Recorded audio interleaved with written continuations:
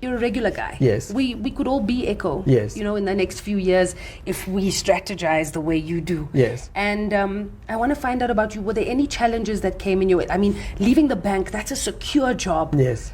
And then just leaving it to hoping that the property journey for you takes off. Yes. So leaving the bank was not the scary part of it. Like I've always known that I've got a bigger purpose. Nice. Yeah. But even though I had to learn from the best. The challenge we had now is doing something for the first time, taking in tenants on a face value. Not doing proper screening. Right.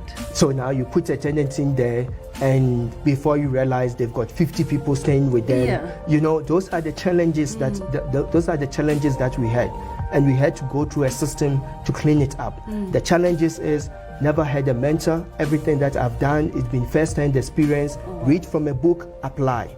I've never had any mentor in my life, which I think that if I was, but I'm still blessed. I thank God for whatever path that he puts me through. But I'm thinking the best thing you have to do is to have a mentor. If I look back with the knowledge that I have and with the kind of things that we've achieved with the people that I have, if I had a mentor, we were probably going to be very, very far. So there's certain mistakes that I had to just make them. And through mentorship, you can avoid those little stumbling blocks.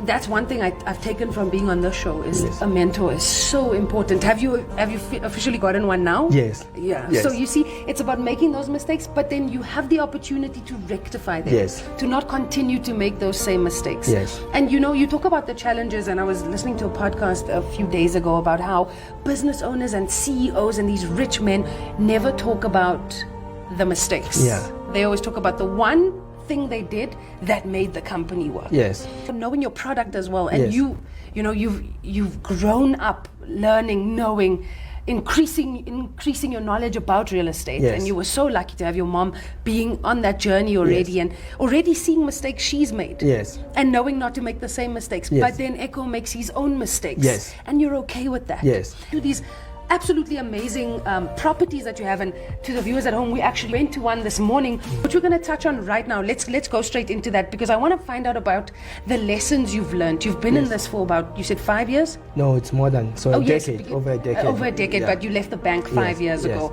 So you've been in this without having your safety net, your bank job for 5 years. Yes. And there's obviously been lessons that you've learned over this decade. Yes. And what was one of your most important lessons that you've learned through revamping and renovating and flipping these properties? Okay, so the lessons that I've learned through that. So when I quit my job again, I took my money and then I went to auction, right? What we didn't do, and that's me and Andley. So what we didn't do was going into the property to check or to inspect. And that is why that's research and physically, or sending somebody to physically go into a property to check the property has always been my number one advice. Second to it is know your numbers, right? We didn't do that. So we bought a property, a very nice property at the auction, and we couldn't get in. So imagine, and when you buy properties on auction, you've got 21 days to pay off. Right. And our strategy was supposed to buy and flip the property. Yeah. So we leverage off our money. Yeah. We couldn't, eventually we did that. But if I didn't have my retirement money from the bank, I was not going to be able to, we're going to lose our money because we paid down 10% to the auctioneer. Yeah. And now you can't go in there. And the model that we didn't factor in eviction cost. And we had to pay to evict that guy out of that property.